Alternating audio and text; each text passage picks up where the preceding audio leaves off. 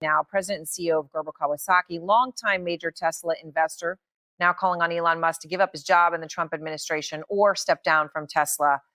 So, Ross, I mean, obviously that report is a part of, what came out of Doge, Social Security, and Musk. You were one of his earliest supporters, okay? So, and you've finally reached this point. How have you come to this point at this time, asking him to, to name a new CEO given his other job? Well, it's people like Ned who are now, keying Teslas and protesting in front of the showrooms because they're so unhappy with the decisions he's making in government and all the divisive Nazi rhetoric that he keeps spewing. So there isn't more that Elon could do to turn off customers from Tesla. I really don't think there's more he could do. So if he's going to work in the government, I'm all for it. Work in the government. He's obviously doing a great job, right? And if he's going to work at Tesla, then work at Tesla. But there's some other CEO that runs Twitter. Linda Yaccarino has done a great job dealing with Elon and running Twitter. And then we have Gwen Shotwell at SpaceX. So Yeah. why isn't somebody running Tesla?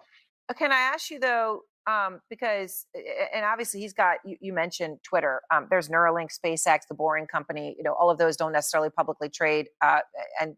But Tesla is something that touches every American, right? SpaceX does not touch every American. Every American can take a vote on Tesla and whether they buy a car or not. Does it matter whether he's the CEO or not? I mean, it is just so inextricably tied to him, right? This is not an issue of, and maybe, okay, and I'll ask you in a second if it is an issue of how it's being run. But it's really an issue of his face and the Tesla brand being together. Right. That's the biggest issue, along with the continued missteps within the operations of the company, which aren't as big of an issue as the image and marketing problem that the company now has, which in my mind is in a crisis at this point with literally terrorist attacks on Tesla showrooms. People burning the most environmentally friendly vehicle ever made is clearly like the worst thing that could possibly happen to the company. So yeah, it's Elon. And I think, I warned about this a year ago that Tesla needed to work to separate itself from Elon, and Elon's worried about Elon. He's not worried about Tesla. And now it's really come back to roost in a negative way. And I don't know if we can separate the brand now from Elon. It might be too late.